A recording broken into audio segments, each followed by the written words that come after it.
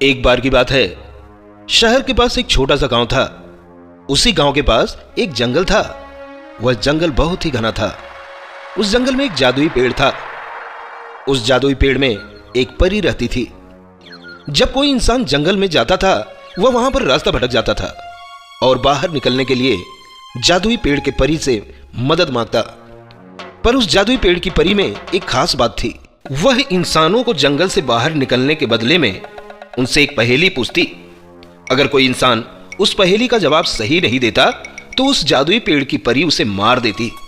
उस जादुई पेड़ की परी ने बहुत लोगों को मार दिया था, जिसकी वजह से उस जंगल में कोई जाने का नाम नहीं लेता। गांव में मोहन अपनी पत्नी रंजू और बेटी रीना के साथ रहता था। मोहन का परिवार बहुत गरीब था। मोहन के पास थोड़ी बहुत जमीन थी जिस पर वह सब्जियों की खेती करता था। एक बार की बात है, बारिश न होने की वजह से मोहन के सब्जियों के खेत में सूखा पड़ जाता है और सारी सब्जियां नष्ट हो जाती हैं, जिससे मोहन के घर की हालत बिगड़ जाती है। इस बार तो बिल्कुल भी बारिश नहीं हो रही है। पता नहीं इस बार घर का खर्चा कैसे चलेगा। अरे खाने तक के लिए पैसे नहीं हैं। क्यों ना मैं सेठ के पास से कुछ पैसे उधार मांग लूं। उधार के पैसों से कुछ महीने तो कट ही जाएंगे। पर सेठ को पैसे वापस कैसे करोगे? अगर वक्त पर पैसे जमा नहीं किए तो सेठ हमारा यह छोटा सा घर भी हमसे छीन लेगा। इस मौसम में तो सब्जियां नहीं होंगी। ठंडक के मौसम में सब्जियों की खेती करनी पड़ेगी, पर तब तक मुझे कोई दूसरा काम ढूंढना पड़ेगा। हाँ, पर इस गर्मी में क्या काम करोगे? क्यों ना मैं जंगल से लकड़ियां काट कर बेच दूं। थोड़े बहुत तो पैसे मिल ही जाएंगे। हाँ, सही कहते हो, पर वह जंगल तो बहुत घना है और मैंने सुना है कि उस जंगल में एक जादुई पेड़ भी है जिसमें परी रहती है। जो लोग रास्ता भटक जाते हैं तो वह परी उस जंगल से बाहर निकालने के लिए पहेली पूछती है और गलत जवाब देने पर उन्हें मार देती है। हाँ, मैंने भी सुना है, पर हमारे पास और कोई रास्ता नहीं है। मैं कल ही सेठ के पास पैसे मांगने जाऊंगा और रास्ते में जंगल से लकड़ियां भी काट लाऊंगा। अगली सुबह मोहन कुल्हाड़ी लेकर निकल जाता है। मोहन पहले सेठ के पास जाता है।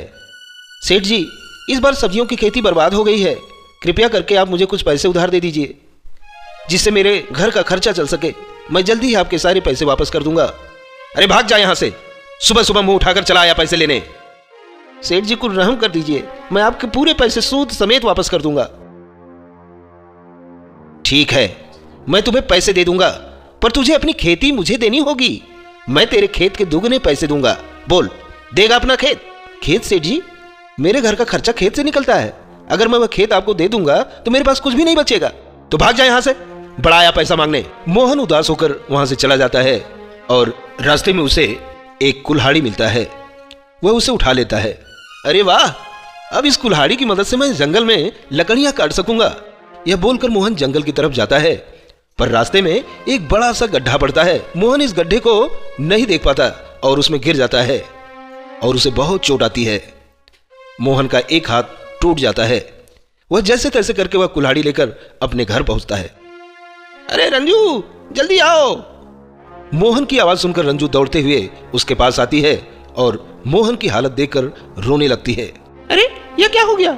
इतनी चोट कैसे आई? रंजू जल्दी से मोहन को एक चारपाई पर लेटा देती है। उसके लिए पानी लेकर आती है। ये लो पानी पियो और बताओ यह सब कैसे हुआ। मोहन सारी बात रंजू को बताता है।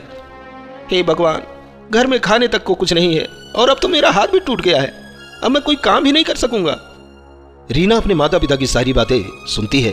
पिताजी तो अब कोई काम नहीं कर सकते और माँ पूरा दिन पिताजी के पास रहती है। अब मुझे ही कुछ करना पड़ेगा अपने परिवार के लिए। क्यों ना मैं ही जंगल से लकड़ियां काट कर बाजार में बेच दूं, जिससे कुछ पैसे मिल जाएंगे और खाने के लिए कुछ मिल जाएगा। यह सोचकर रीना अपने पिता की कुल्हाड़ी लेकर जंगल की ओर निकल जाती है। जंगल में कुछ दूर चलने पर उसे डर लगने लगता है और वह घबराहट में रास्ता भूल जाती है। कुछ देर बाद रीना जंगल के बहुत अंदर पहुंच जाती है। हे भगवान, मेरी मदद करो, मैं इस जंगल में फंस चुकी हूँ। बाहर निकलने का कोई रास्ता भी नहीं दिखाई दे रहा। कुछ दूर जाने के बाद रीना को एक पेड़ से रोशनी दिखाई देती है। यह वही जादुई पेड़ होता है, पर रीना को उस पेड़ के बारे में कुछ पता नहीं होता। लगता है इस पेड़ के पास से ही बाहर जाने का रास्ता है। रीना उस पेड़ के पास जाती है, तभी वहाँ एक बुढ़िया आ जाती है। बुढ़िया दादी, मैं इस जंगल में रास्ता भटक गई हूँ। क्या मुझे बता सकती हैं कि इस पेड़ के अंदर से मैं इस जंगल से बाहर निकल सकती हूँ? हाँ बिल्कुल, यह एक जादुई पेड़ है। इस पेड़ के अंदर से ही इस जंगल से बाहर जाने का रास्ता है। पर एक बात ध्यान रखना, इस जादुई पेड़ के अंदर एक परी रहती है। वह तुमसे एक पहेली पूछेगी और तुम्हें उसका सही जवाब देना पड़ेगा, नहीं तो वह परी तुम्हें मार देगी। ठीक है बूढ़ी दादी, अगर मैं उस परी के पहेली का सही जवाब दूंगी तो क्या वह मुझे इस जंगल से बाहर निकाल देगी? हाँ बिल्कुल, वह तुम्हें इस जंगल से बाहर निकाल देगी और तुम्हें बुद्धि और धन भी देगी। ठीक है, मैं उस परी के पहेली का सही जवाब दूंगी। हाँ, पर ध्यान से, आज तक कोई भी उस परी के पहेली का सही जवाब नहीं दे पाया है। मैं अपनी पूरी कोशिश करूंगी इस जंगल से बाहर निकल जाऊं। मेरे माता पिता मेरा इंतजार कर रहे होंगे। इतना बोलकर रीना उस चमकीले और जादुई पेड़ के अंदर चली जाती है और वहाँ उसे एक परी दिखाई देती है। आओ रीना, इस जादुई पेड़ में तुम्हारा स्वागत है। मुझे पता है कि तुम अपने परिवार के लिए इस जंगल से लकड़ियां काटने आई थी, पर अगर तुम्हें इस जंगल से बाहर जाना है तो तुम्हें एक पहेली का जवाब देना पड़ेगा। मैं तैयार हूँ, मुझे अपने परिवार के पास जाना है। मेरे माता पिता मेरा इंतजार कर रहे होंगे। ठीक है, मैं तुम्हें तुम्हारे घर जाने दूंगी, पर उससे पहले तुम्हें मेरे एक पहेली का सही सही जवाब देना होगा। पर अगर तुमने गलत जवाब दिया तो मैं तुम्हें मार दूंगी। मुझे मंजूर है, आप पहेली पूछो। परी तुरंत रीना को एक सुंदर से सोफे पर बैठा देती है और उससे पहेली पूछती है। तो बताओ रीना, 3 अक्षर का मेरा नाम, पहला कटे तो राम राम, दूजा कटे तो फल का नाम, तीजा कटे तो करू काटने का काम। बताओ क्या है मेरा नाम? पहेली सुनकर रीना गहरे सोच में पड़ जाती है। रीना के जवाब न देने पर परी अपने हाथ से रीना को मारने के लिए उसे पकड़ती है कि तभी रीना बोलती है, मुझे इस पहेली का जवाब पता है, जल्दी बताओ। आराम, सही जवाब रीना, तुमने मेरे पहेली का बिल्कुल सही जवाब दिया। मैं तुमसे बहुत खुश हूँ। अब मैं तुम्हें तुम्हारे घर पहुँचा दूंगी और ये लो खजाना, जिससे तुम्हारे परिवार की मदद हो जाएगी। परी अपने जादू से रीना को खूब ढेर सारा खजाना देती है और उसे उसके घर पहुंचा देती है। रीना खजाना लेकर अपने माँ को बुलाती है। माँ, माँ, जल्दी आओ, ये देखो मैं क्या लाई हूँ। अरे इतना क्यों चिल्ला रही है, क्या बात है? रंजू दौड़कर रीना के पास आती है और उसके हाथ में खजाना देखकर खुश हो जाती है।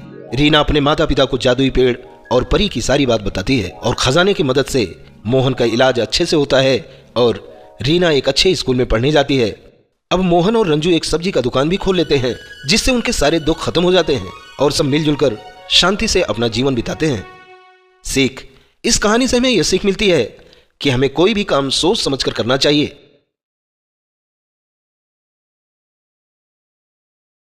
बहुत समय पहले शिवगढ़ नाम का एक गांव हुआ करता था, जहां ज्यादातर गांव वाले आपस में मिलजुल कर रहते थे।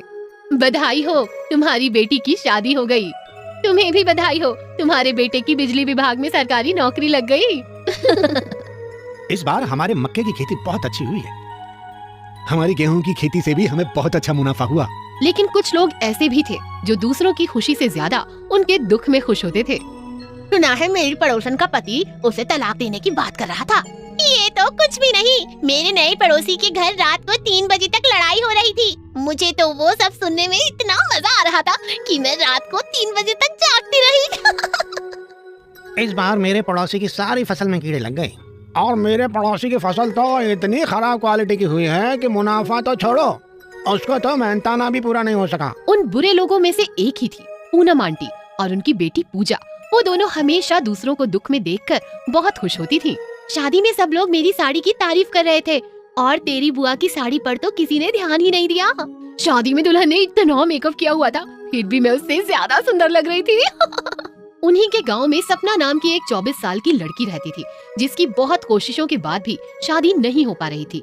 पूजा और उसकी माँ पूनम इस बात को लेकर उसका बहुत मजाक उड़ाती थी। दूसरी लड़कियों का तो दूल्हा घोड़े पर बैठकर आता है, लेकिन लगता है इस सपना का दूल्हा कछुए पर बैठकर आएगा और 10-12 साल में तो पहुंच ही जाएगा। सपना इस सब से बहुत दुखी होती थी। ये सब सही कहते हैं, शायद मेरी शादी कभी नहीं होगी। ऐसे ही जब हमेशा की तरह पूजा और उसकी मम्मी ने एक बार फिर सपना का मजाक उड़ाया तो वो रोने लगी। तभी उसकी सहेली उसके पास आई और उसे रोते हुए देखकर समझ गई। लगता है आज पूजा और उसकी मम्मी ने फिर से तेरी शादी का मजाक उड़ाया है। तू एक काम कर, तू 16 सोमवार के व्रत रख। तेरे व्रत से खुश होकर शिव भगवान तेरी शादी जरूर करवा देंगे। सच? 16 सोमवार का व्रत रखने से मेरी शादी हो जाएगी? बिल्कुल। और फिर अपनी सहेली की बात मानकर सपना ने अगले ही सोमवार से 16 सोमवार का व्रत रखना शुरू कर दिया। देखते ही देखते उसके 16 सोमवार के व्रत पूरे हो गए। शिव भगवान जी, आज मेरे 16 सोमवार के व्रत पूरे हो गए। अब आप जल्दी से मेरी शादी करवा दीजिए। जल्द ही शिव भगवान